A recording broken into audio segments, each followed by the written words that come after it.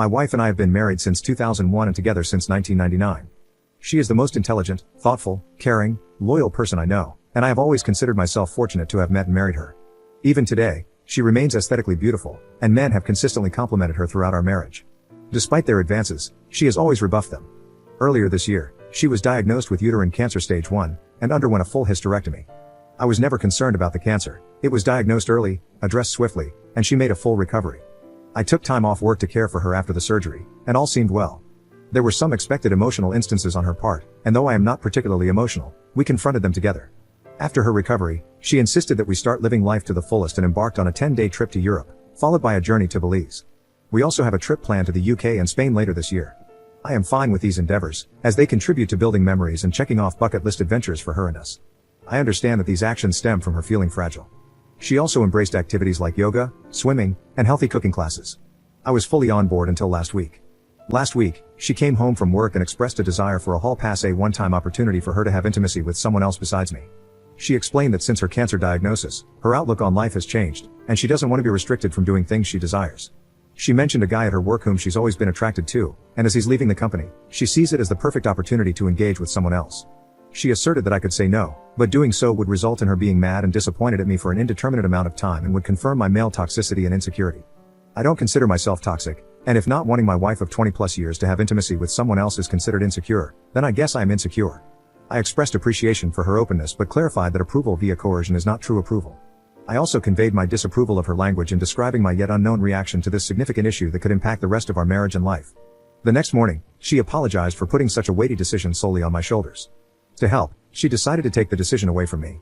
She booked a hotel near where her coworkers are having a farewell party for this guy and planned to spend the night there with him, hoping I would still be here when she returned.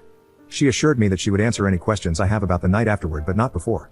She refused to disclose any details about him, stating that she knows me too well, and revealing such information would lead me to dwell and obsess over him, making it too real for me.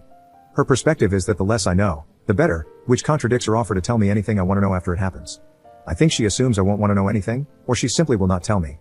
Part of me thinks that at least she has been honest with me, and she has been through a lot since finding out she had cancer, so maybe I should just let it happen.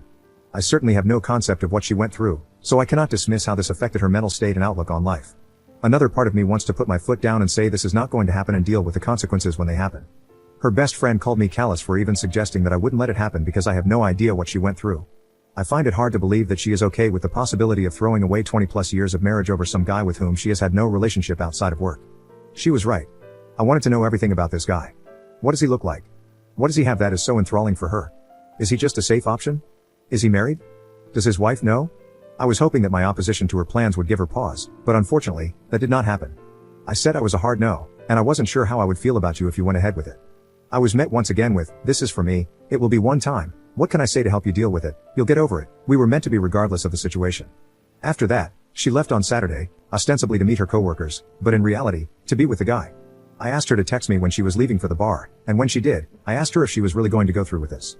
After her response, "I am not answering any more questions tonight, I will see you tomorrow," I blocked my wife. Then I did something either stupid or brilliant. I went to the bar where the get-together was happening. Well, not the bar but a transit bench across the street. I waited for a long time. It was running through my mind leading up to this event that I needed to know who this guy was, maybe to compare myself against him, to see what he had that I didn't. It was driving me crazy not knowing who he was and what was so special about him that she would ruin a marriage for. After what seemed like an eternity, a woman that I recognized from my wife's office left the bar and got in a cab. Soon, other people started filing out, and a whole group came out. People were hugging a man and shaking his hand. I assumed that I had my guy. I didn't see my wife and had a brief thought that maybe she called it all off. I unblocked her, and there were no messages. Everyone said their goodbyes and left. The guy was just standing outside for a couple minutes, and then my wife came out. She looked around, took his hand, and started walking away together. Of all the emotions I went through, trepidation, sadness, anger, it was disgust that really encapsulated the event for me. This guy was short, fat, and bald, all the things I cannot compete with. Ultimately, I felt like a pervert for watching from a distance. I followed until they got to the hotel, and then turned around and went home. I woke up on Sunday morning and put a lock on the master bedroom door. I moved her things to the spare room and left a note asking her to find other accommodations as quickly as possible. I visited another friend who is a lawyer, and he gave me some great advice and a couple of recommendations for divorce attorneys. When I got home, and as per my friend's advice, I recorded the interaction. I was halfway up the stairs when she came up from the family room asking what was going on. "Could we talk? I thought we talked about this?" I just answered with "I am not interested in discussing this tonight" and went to bed. After not getting a response from me through the door, she left me alone. I feel kind of like a child for not talking with her and shutting the door on her, but I just couldn't look at her. On Monday, I got up and got ready for work. She was waiting for me and asked if we could discuss getting back to normal. I said, "You have been doing all the talking for the both of us for the last week, why don't you continue?" And left for work.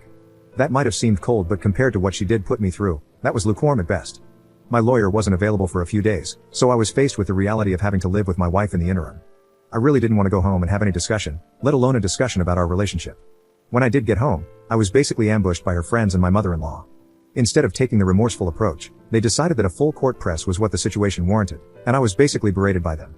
Her best friend was definitely the ringleader, but all of them decided to say such things as, "She's been through a lot, you don't know what she's been through, you have no idea what it is like to face something like this, this was a one-time thing, at least she told you she could have hidden it from you, she will never see the guy again, and my favorite, you are a monster for what you have been putting her through these last couple of days." I listened with a cold look on my face, and when there was a pause in their fury, I asked if they were all done now. Then I asked my wife if there was anyone in her circle of friends or anyone else that she forgot to tell about this. I quietly informed all of them that I was going to sit down with their husbands and tell them about how they were verbally abusing me, shaming me, and trying to coerce me into staying with a cheater. After I told them to leave, I said that I had no say in the entire event, and so they have no say in whether I stay or not. My soon-to-be ex-wife sort of apologized. She said that she regretted the entire thing. I said there is a difference between regret and remorse. You regret what happened because of the cause and effect. You have regret because your life will never be the same, our relationship will never be the same because you were wholly and willfully unconcerned about me and what I wanted. She asked if I had any questions, and she would answer them now, no matter how disturbing. I said that the one question I do have is, why? Not necessarily why this guy, why this low-end unattractive, unfit guy, but why someone else in the first place? She said that the cancer scared her to her core. She felt like she was rushing toward mortality and stepping out of that tunnel was appealing. She said that after all this time of being a wife and mother and worrying about family, this was something just for her. An escape. The guy was just someone who was interested in her for a long time, she knew he wouldn't say no, and he was the complete opposite of me. I said if I was going to risk my marriage, the woman would have to be a serious upgrade from you. I told her that I saw you and him coming out of the bar that night. I watched you walk away from the bar hand in hand towards the hotel. I said that you looked too familiar with each other and asked if there was something going on before all this. She said no, but who knows if that is the truth or not. I said that after all our years together, your lack of respect for me was astonishing. I finished by saying that I would never be able to look at myself in the mirror again if I condoned that level of disrespect and stayed with you. I said I hope we can go our separate ways amicably, and that I have an appointment with a lawyer later in the week. I again asked her to find some other accommodations, and she simply said, "I am not going anywhere. We are not getting a divorce. I will give you all the time you need and do whatever you need to recover from this. We will get past this." She has asked me to go to marriage counseling, which I refused. Why would I go to counseling? I did nothing to warrant needing a therapist's advice. I had her served and gave her a notice to vacate because the house is my premarital asset. She has moved in with her mom, but I find her constantly coming by to see if I need anything or making suggestions like, "What if we had an open relationship only on your side?" which seems kind of desperate and pathetic. She has said that she will drag the divorce out for as long as possible but so far has been compliant. The worst part of all this is telling my daughter that we are getting a divorce and why, followed closely by her begging me to give her mom another chance. I am not sure I would have been afforded the same consideration if I was the one who was cheating.